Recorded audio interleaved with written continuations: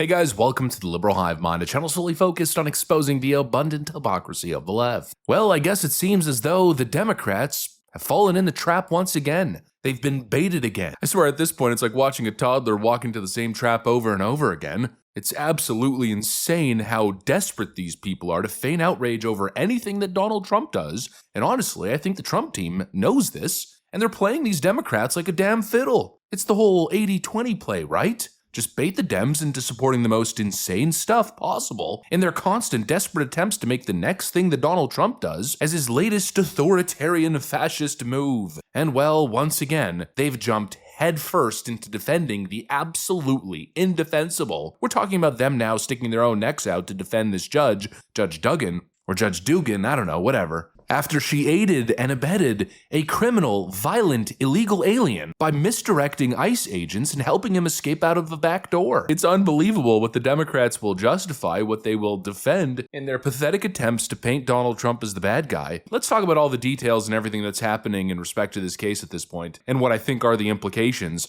We got some stuff to get into, so let's roll the tape. All right, folks, so let's first lay it all out. Donald Trump's DOJ announced the arrest of Judge Hannah Duggan, and instantly, every Democrat, every blue checkmark, every single leftist talking head across the board is now jumping out to her defense. Trump is arresting judges now. This is authoritarianism. He's a dictator. That's the narrative that they're running with. But you know, I find it funny because none of them are actually going into the details of the case. They're just presenting it as judge arrested and expecting people to fall for this ridiculous play as if a judge can do no wrong, as if judges are above the law. But like always in these cases, once you actually hear the details, it's another complete faceplant moment for the Democrats and their narrative spinners in the media. Take a look at this. And to set the stage for you and Sandra, this was truly horrific.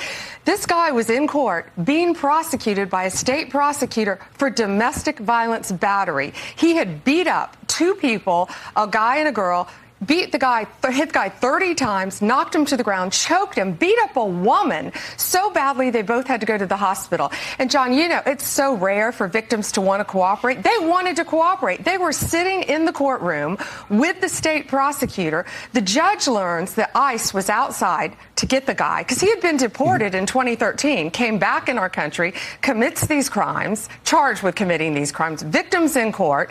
Judge finds out. She goes out in the hallway, screams at the immigration officers. She's furious, visibly shaken, upset, sends them off to talk to the chief judge. She comes back in the courtroom. You're not going to believe this. Takes the defendant and the defense attorney back in her chambers, takes them out a private exit and tells them to leave.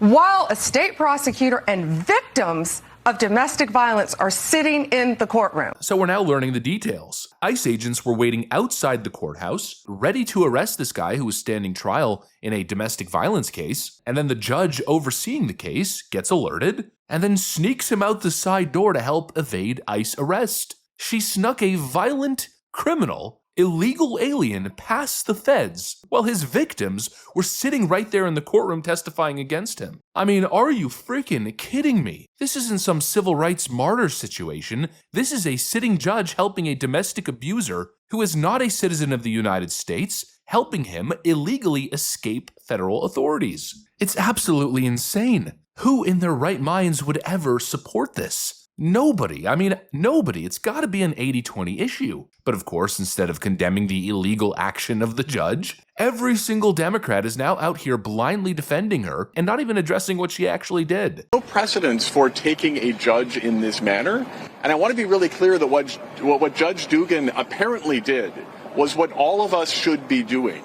And that is standing up for folks in our communities who need support right now against the Trump regime more than ever. And Bondi's assertion today and her arrest of Judge Dugan was a signal to the judiciary that you had better stay out of our way because this authoritarian regime is going to continue doing what it's doing. This is really to show intimidation of judges across the entire country. And quite frankly, this sows doubt into our judicial system. That's something, quite frankly, that this Trump administration would like to do. They don't want people participating in our justice system, and they don't want people participating in our system in general when it comes down to voting. What a pathetic argument. But the most common argument that I'm seeing is that Trump shouldn't have arrested her because she's a judge, and that sends a bad message. Really? That's the entire defense? Not that she's innocent? Not that she didn't commit a crime? But that Trump shouldn't have enforced the law because of optics? Notice how none of these clowns are going into the actual details of what happened, and some of them are even saying,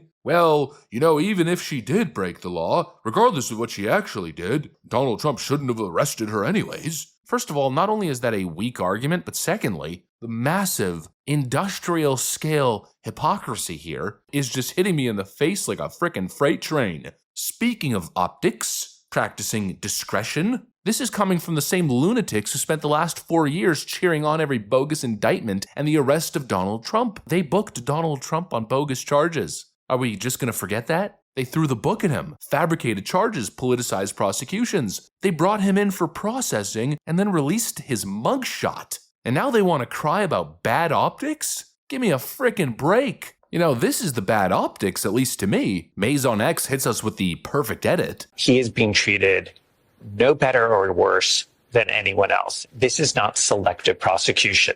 That this is not somebody who's singled out. That he is being treated just like anyone else. That is what it means to have a rule of law. That is what the Justice Department is really signaling and messaging here, is that everyone will be treated, as Merrick Garland has said, as, you know, equally in this country. This is really a great day for America. So there has been a violation here that we know for sure, and it is not the judge. Right, exactly. You don't do it. Even if you thought that there was a ground for doing this, the judgment call that you thought that this is the case to bring, it tells you everything. There is no adult in the room who would have said, are you kidding me? Why would you possibly do this? And the answer is because we want to send a signal to the judiciary. And that's what you shouldn't be doing. Yeah, let's not forget what they said back then. It's funny how it's all coming back to bite them in the behind, right? Oh, the optics, you gotta practice discretion. You shouldn't be arresting judges, says the people who were cheering on the Democrats weaponizing the justice system to indict and arrest their political opponent on bogus charges. Now, all of a sudden, arresting a law-breaking judge is a bridge too far? Give me a frickin' break. It's all coming back to bite him in the behind, especially the whole no one is above the law line. The idea that no person is above the law is a bedrock principle of American justice. No man is above the law, no matter what the crime. And I agree with you. No man is above the law. No person is above the law. No one is above the law. No one is above the law. No one's above the law. No one is above the law. No man is above the law. Nobody is above the law. No one is above the law. No man is above the law. He has to be held accountable. He's not above the law. Yeah, you know, you're right. No one is above the law, especially not judges. I mean, the fact that Democrats are seriously arguing that a judge should just be allowed to help a violent illegal alien evade capture just because she's wearing a robe and because the optics are mean, well, it tells you all that you need to know. They're making the argument that this is Donald Trump abusing his power to intimidate judges, but we all know that that's not the case. It's just Democrats saying literally anything to make Donald Trump look bad. These people have no principles, they only care about power, and once again they've fallen for the trap, blindly following their partisan interests, being guided by their partisan rage. Once again, they've picked the absolute worst hill to die on, just like they did with Kilmar Abrego Garcia, defending a violent MS-13 gang member like he's some sort of poor oppressed victim. Now they're out here defending a rogue judge who tried helping a violent criminal evade capture. You can't make this stuff up. These people will do or say anything as long